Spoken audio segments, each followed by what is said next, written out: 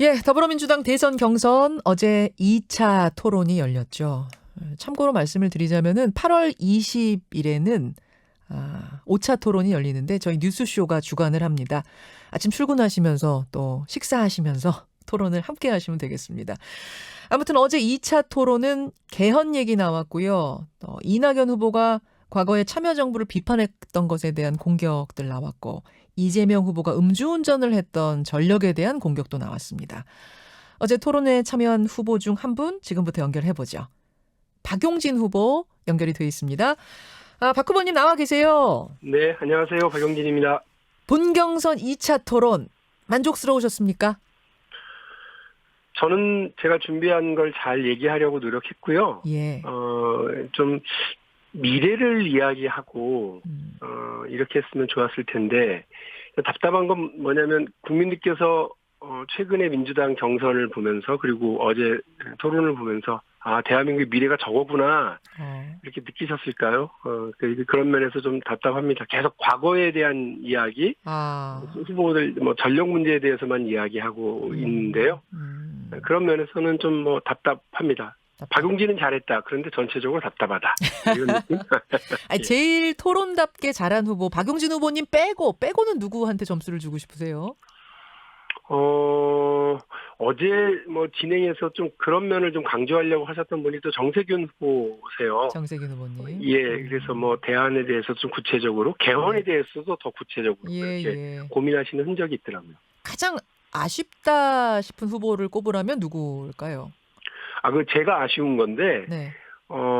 이재명 후보에게 어제도 이제 재원 마련 관련해서 이제 물었거든요. 예. 그리고 세금에 대해서 물었고, 그런데 사실 이재명 후보의 공약은 엄청난 세금을 쓰고, 일단, 그리고 또 증세도 얘기하고, 그리고 그 증세의 규모를 얘기하신 적은 없고, 그리고 재원 마련을 어떻게 하겠느냐, 그 얘기를 물었는데 늘, 나는 할 수 있다. 나는 계곡도 정비했다. 그리고 가로등도 정비했다. 이런 얘기로만 하고 계시니까, 나라 살림을 도대체 어떻게 하시려고 그러냐. 20조씩 최소한 3년은 주시겠다는 거고, 네. 그리고 마지막 해라도 한 번은 100만 원씩 주려고 60조를 동원하면, 모두 120조를 자기 임기 내에 기본소득을 위해서 쓰겠다는 거거든요.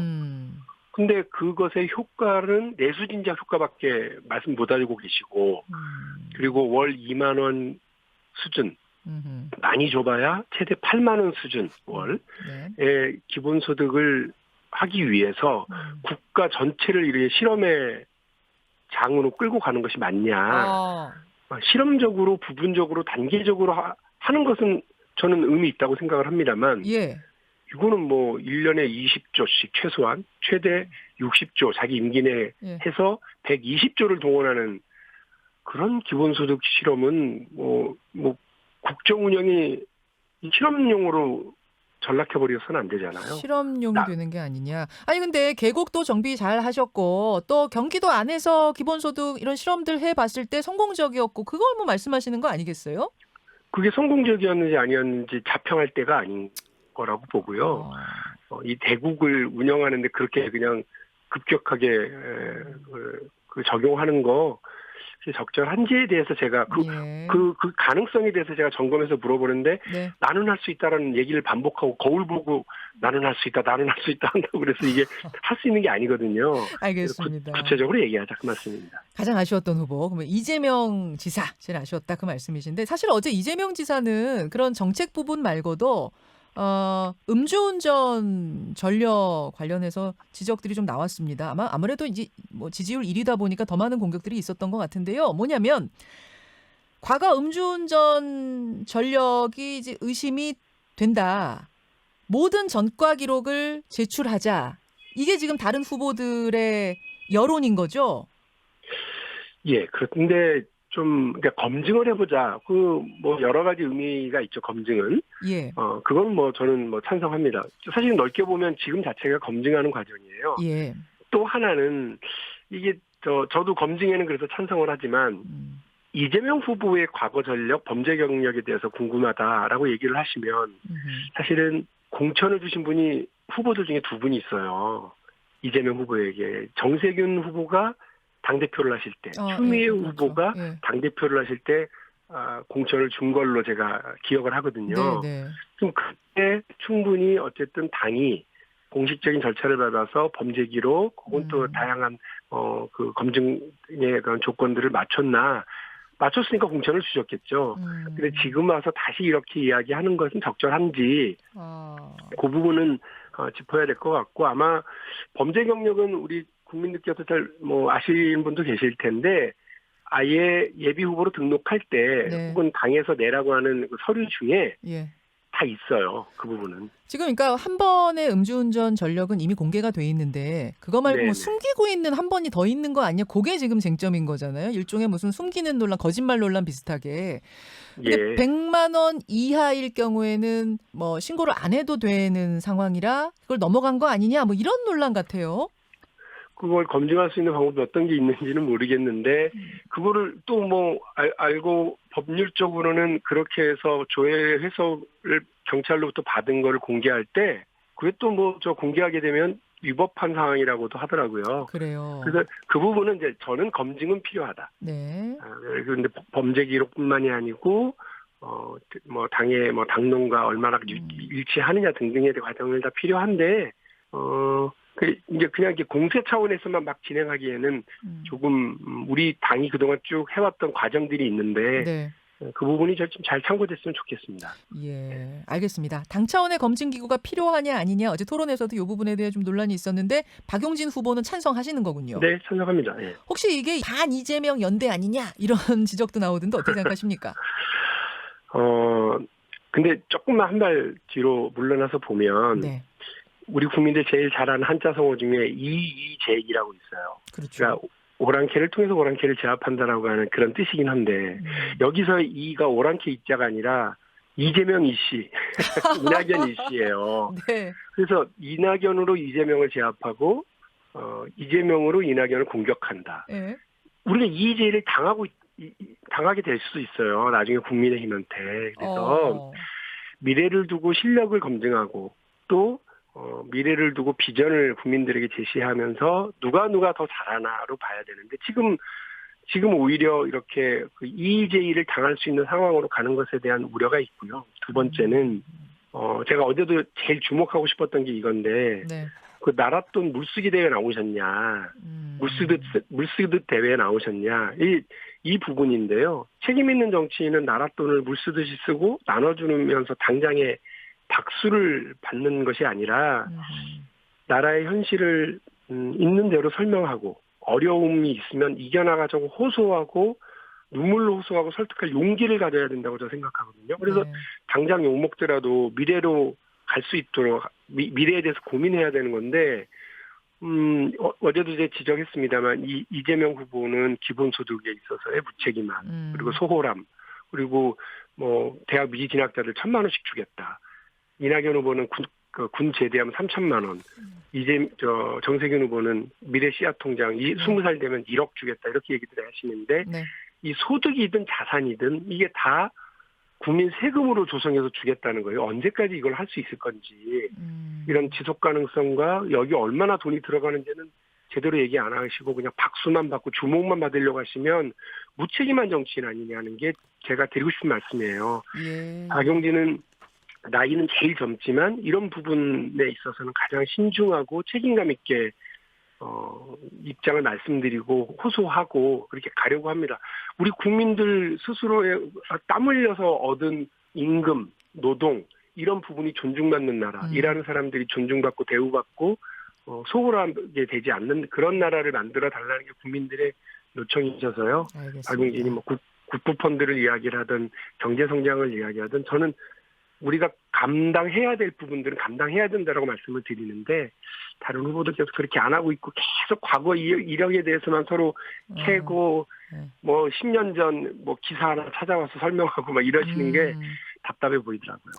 그 당 안에서 이심 송심 논란이 좀 있었죠. 송영길 대표가 이재명 지사 편드는 거 아니냐 이런 문제 제기가 있었는데 이건 어떻게 보세요?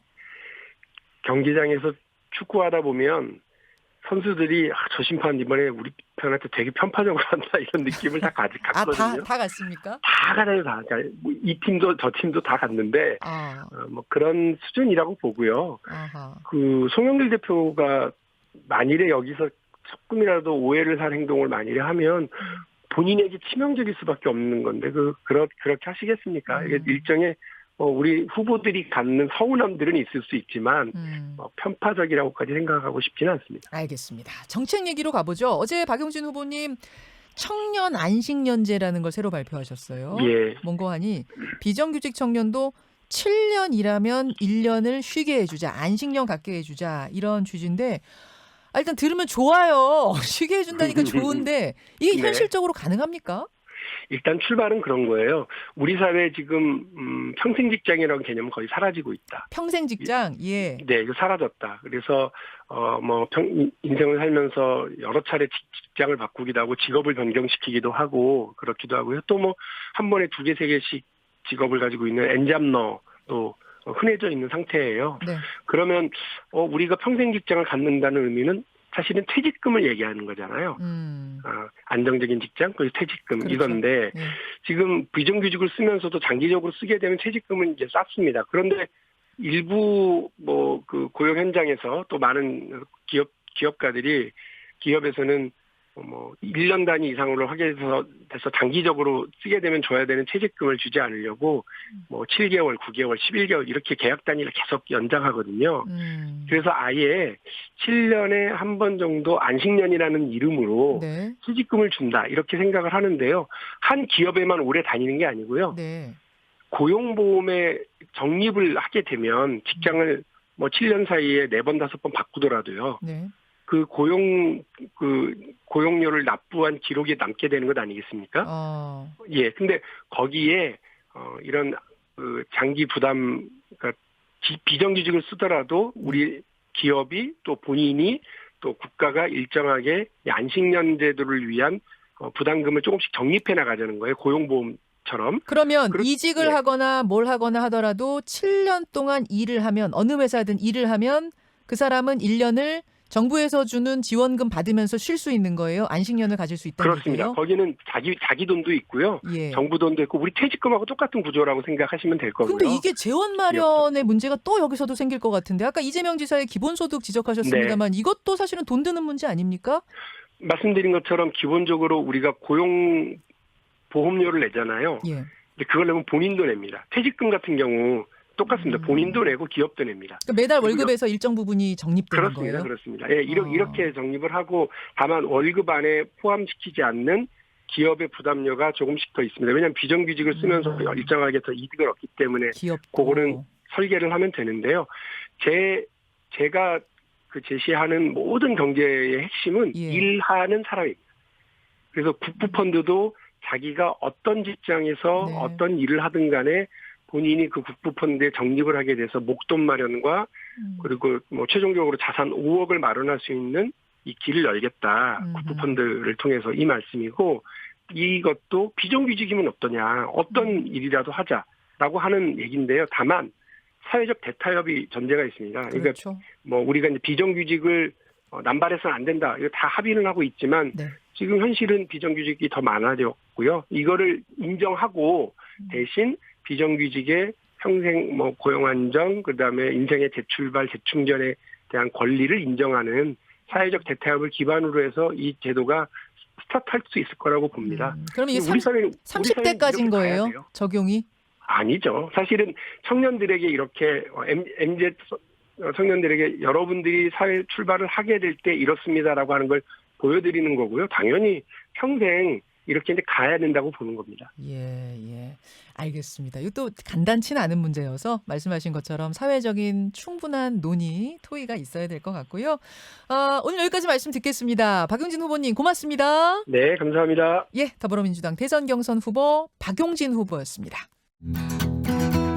김현정의 뉴스쇼는 청취자 여러분의 참여로 이루어집니다. 트위터, 페이스북, 레인보우 게시판, 그리고 단문 50원, 장문 100원의 유료 문자 샵 1212, 우물정 1212 통해 참여하실 수 있습니다.